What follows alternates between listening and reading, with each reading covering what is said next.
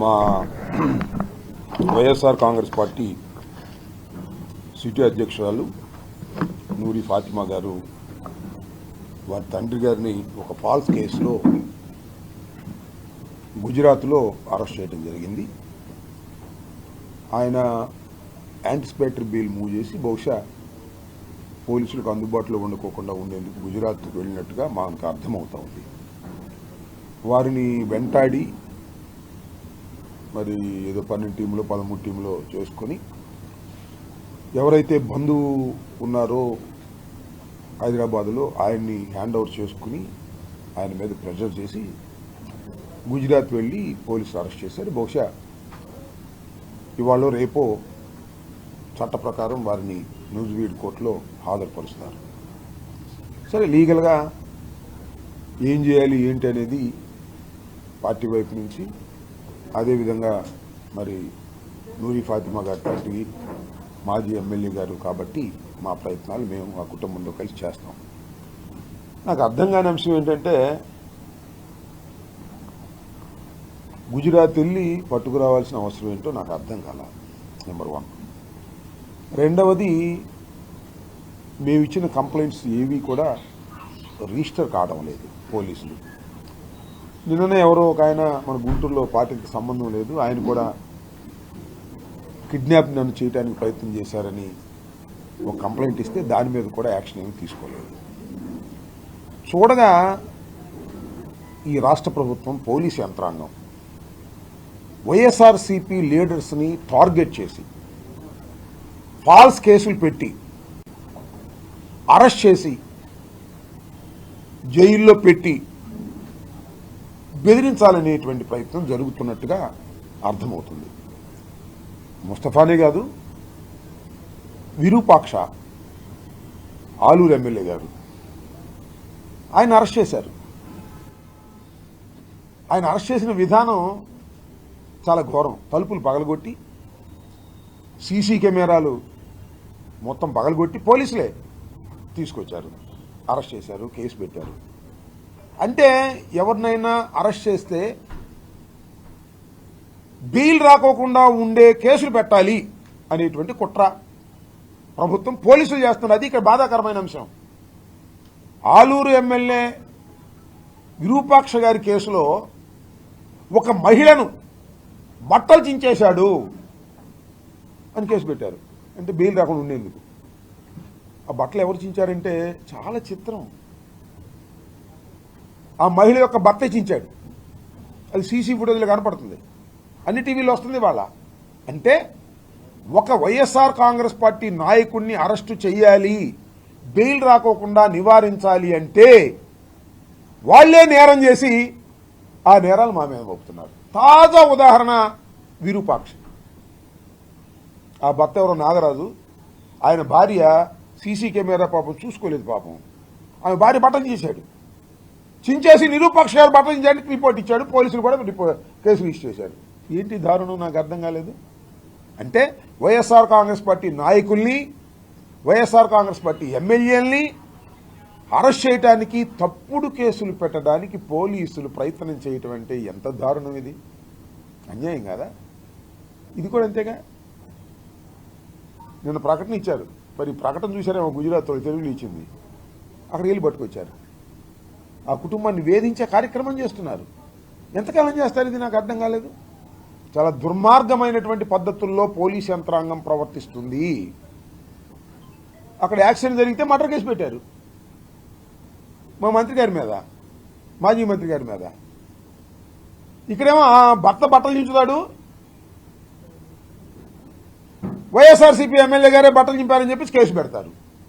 చాలా దారుణాలు జరుగుతూ ఉన్నాయి. ఈ దారుణాలు ప్రజలు చూస్తున్నారు. చంద్రబాబు నాయుడు గారు, మీ నాయకత్వంలో జరుగుతున్నాయి. పోలీసుల్ని మీరేదో తెలుగుదేశం పార్టీలో ఒక వింగ్లాగా ఉపయోగించుకుంటున్నారు. చాలా దురదృష్టం చేస్తున్నారు.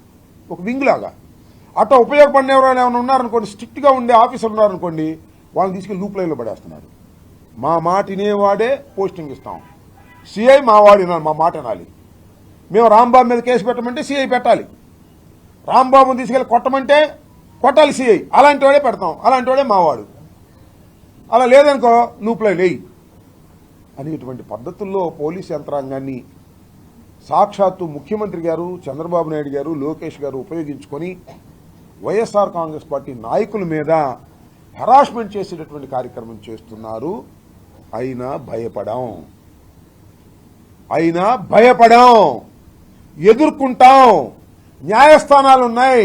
నేను ఇవాళ పిలుపునిస్తున్నా మా వైఎస్ఆర్ కాంగ్రెస్ పార్టీ నాయకులందరూ అవసరమైతే 2 నెలలు జైల్లో ఉండడానికి సిద్ధంగా ఉండండి. ఏం చేస్తారో చూద్దాం. 2 నెలల్లో 3 నెలల్లో we're ready to in lockup. జైల్లోకి వెళ్ళడానికి రాజమండ్రి జైలా, గుంటూరు జైలా, నెల్లూరు జైలా, ఏ జైలుకైనా వెళ్ళడానికి వైఎస్ఆర్ కాంగ్రెస్ పార్టీ నాయకులు సిద్ధమవ్వండి. ఎంతమందిని లోపల పెడతారో తప్పుడు కేసులు పెట్టి చూద్దామని కూడా ఈ సందర్భంగా నేను చెప్పదలుచుకున్నాను. ఏంటి అన్యాయం నాకు అర్థం కాల. బట్టలు మీరే చింపుతారు, పోలీసులు కళ్ళ ముందే జరిగింది, కేసు పెడతారు, మమ్మల్ని రేపు చేయబోరని తీసుకెళ్లి అరెస్ట్ చేసి తలుపులు పగలగొట్టి తీసుకెళ్లి ఒక ఎమ్మెల్యేని రిమాండ్కి పంపుతారు. చట్టం 4 రోజులు తెలియనట్టు ఉండొచ్చు, కానీ 5వ రోజు, 6వ రోజు, 10 రోజులకు, 20 రోజులకు చట్టం కళ్ళు దాని మీద పడుతుంది. వాస్తవాలు తెలుసుకుంటారు. న్యాయస్థానాలు వాటికి తీర్పునిస్తాయి. ఆ ధైర్యం మాకుంది, ఆ నమ్మకం మాకుంది. కాకపోతే ఒక 15 రోజులు, 20 రోజులు, నెల రోజులు జైల్లో ఉండాలి. ఉండటానికి సిద్ధం. ఏం చేస్తారో చూద్దాం అనేటువంటి పద్ధతుల్లో ఇవాళ మనం కదలి వెళ్ళకపోతే కుదరదు. నేను ముస్తఫా గారు అసలు ఇక్కడే ఉంటే బాగుండేదని నా కోరిక. పాపం ఆయన భయపడి గుజరాత్ దాకా వెళ్ళాడు. ఏదో యాంటిసిపేటరీ బెయిల్ వస్తుందని రాలా, అరెస్ట్ చేశారు గుజరాత్ వెళ్ళి. అందువల్ల ఎక్కడున్నా అరెస్ట్, గుజరాత్ ఉన్నా అరెస్ట్ చేస్తారు, గుంటూరులో ఉన్న అరెస్ట్ చేస్తారు.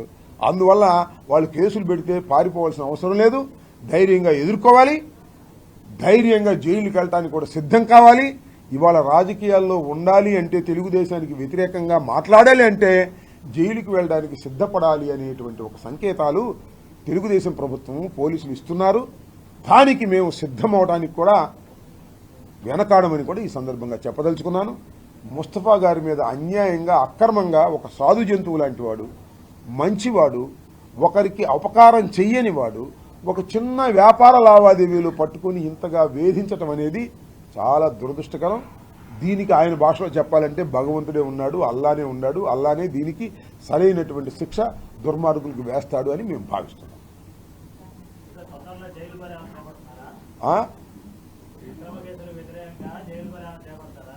మీరు ఆ సలహా ఇస్తే మిత్రులు ప్రయత్నం చేద్దాం. మిత్రులు ఆ సలహా ఇస్తే దాన్ని కూడా పరిశీలిద్దాం. తప్పేదేముంది? జైలు బరో పిలుపునిస్తారని అడుగుతున్నారు. ఆలోచిద్దాం. తప్పనిసరిగా మీ సలహాని స్వీకరించి చర్చిద్దాం. సమయం వచ్చినప్పుడు చేద్దాం. నేను చెప్పింది ఏంటంటే, వాళ్ళు కేసులు పెట్టదలుచుకున్నప్పుడు పెడతారు, లోపల పెట్టదలుచుకున్నప్పుడు పెడతారు, ఎక్కడికి పారిపోయినా ఉపయోగం లేదు అనేది వాస్తవాలు బయటకు వస్తున్నాయి కదా. వినుకొండ ఎమ్మెల్యే గారు ఆయన కూడా యాంటిసిపేటరీ బెయిల్ ఎక్కడికో వెళ్ళి ఉన్నాడు, ఆయన పట్టుకొచ్చారుగా. అట్లాగే కాకాని గోవర్ధన్ రెడ్డి గారిని కూడా కేసు పెట్టారు, ఎక్కడికో వెళ్ళి ఉన్నాడు, పట్టుకొచ్చారుగా. మన ముస్తఫా గారు ఎక్కడికో వెళ్ళి ఉన్నాడు, గుజరాత్లో, పట్టుకొచ్చారుగా. అంటే ఎక్కడికి వచ్చినా పట్టుకొస్తారు, కక్ష పెట్టుకున్నారు పొలిటీషియన్స్ మీద, ముఖ్యంగా వైఎస్ఆర్ కాంగ్రెస్ పార్టీ మీద. పారిపోవాల్సిన అవసరం లేదు, ఎదుర్కొందామని నేను నా అభిప్రాయం చెప్తున్నా. ఎంతమంది ఎదుర్కొంటారు, ఎంతమంది ఎదుర్కోరు అది వేరే విషయం. ప్లేటర్ గారి తెలంగాణ ఏం చెప్తాడు? అయ్యా యాంటిసిపేటరీ బెయిల్ ఇద్దాం అని చెప్తాడు. ఓహో యాంటిసిపేటరీ బెయిల్ ఏదో దొరకకూడదు కావాలని నేను వెళ్ళిపోతారు. నేను ప్లేటర్నే. కానీ ఇవాళ ఉన్నటువంటి ప్రజెంట్ సిచ్యుయేషన్లో పోలీసులు చంద్రబాబు, లోకేష్, అంబటి రాంబాబును లోపల పెట్టాలంటే ఏ విధంగానే పెడతారు, ముస్తఫా గారిని పెట్టాలంటే ఏ విధంగానే పెడతారు, నిరూపాక్షని పెట్టాలంటే ఏ విధంగానే పెడతారు. నేరం చేయాల్సిన అవసరంలా, వాళ్లే నేరం చేసి మన మీద విధేస్తారు. నన్ను ఏ కేసులు పెట్టారండి 18 రోజులు? మళ్ళా నాకు అది చెప్పుకోవాలి. ఎక్కడొచ్చినా 18 రోజులు పెట్టారు. ఎందుకు పెట్టారు? ఆ కేసు అసలు అరెస్ట్ చేయడానికి కూడా వీల్లేదు. జస్ట్ 41 నోటీస్ ఇవ్వాలి సిఆర్పిసి ప్రకారం, అయినా అరెస్ట్ చేశారు. గౌరవనీయులైన వంశీ గారును, ఆయన పేరేంటి, గంగా వెంకటేశ్వర గారు లాకప్లో పెట్టారు. లాకప్లో కూడా పెట్టాల్సిన అవసరం లేదు. ఆ కేసులో తీసుకెళ్లారు, కొట్టపోవడానికి ప్రయత్నం చేశారు.